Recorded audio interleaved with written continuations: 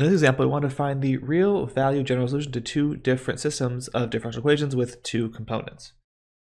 So the first one, we have the matrix of 3 minus 12, 3 minus 9 as the coefficients. So we will start by finding the eigenvalues and eigenvectors for that matrix. So for the first one, the determinant of A minus lambda I is given by 3 minus lambda minus 9 minus lambda plus 36. This is lambda squared plus 9 minus 3 is plus 6 lambda minus 27 plus 36. Lambda squared minus 6 plus 6 lambda plus 9, which is lambda plus 3 quantity squared. This is the case of a repeated eigenvalue at negative 3. So for negative 3, we add 3 on the diagonal and get that our new matrix is 6 minus 12, 3 minus 6. This can be row reduced to 1 minus 2, 0, 0, which means the eigenvector here is 2, 1. We only got one eigenvector for this system, which means we need to use a generalized eigenvector process to find the rest of it. And so our W vector comes as a solution to A minus lambda I, or A plus 3i, W equals V. So A plus 3i, W equals V is represented by the matrix 6 minus 12, 3 minus 6, the same as it was over here.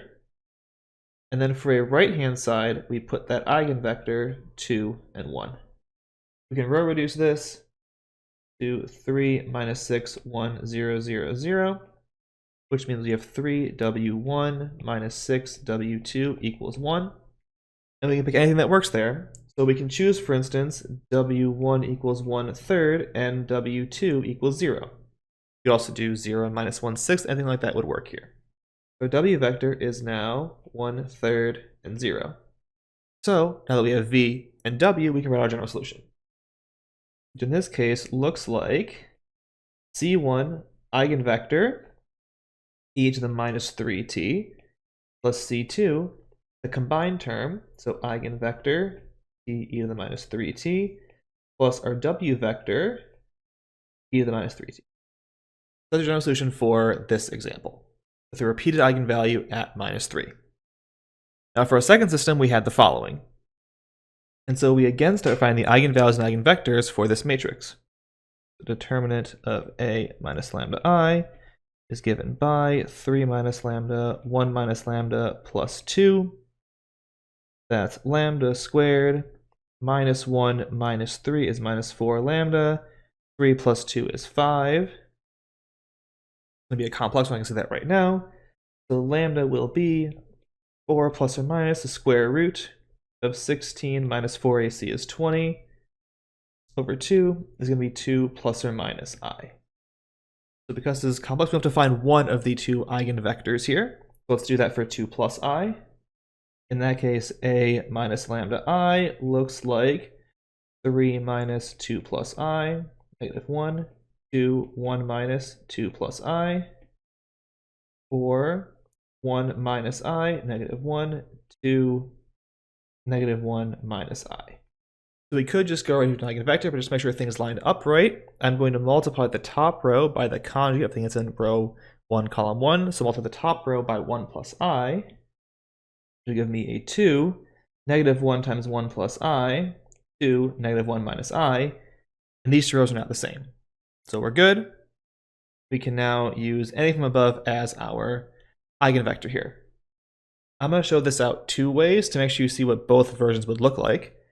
And so if we go back to this matrix, we could focus on the first row here, and get one possible eigenvector as 1, 1 minus I. That will make the first row go to 0 because 1 minus I minus 1 minus I is 0. We could also choose as an eigenvector 1 plus I and 2. That will make the bottom row go to 0 and multiply across if we're looking at this matrix right up here. So I'll show it out both ways so we can see what both look like, but both these will be valid solutions for this problem. So taking that red vector first, my solution, x of t, is going to be 1 minus I, e to the 2 plus I t. So I have 1 and 1 minus I, e to the 2t, cosine of t plus I sine of t. I can distribute everything inside, and then I can expand out that product in the second component of the vector. 1 times the cosine gets me a cosine of t. 1 times the I sine is a plus I sine of t. Negative I times cosine. And then minus I times sine is a plus sine of t. Then I can take this and split this for my general solution by separating the real parts from the imaginary parts.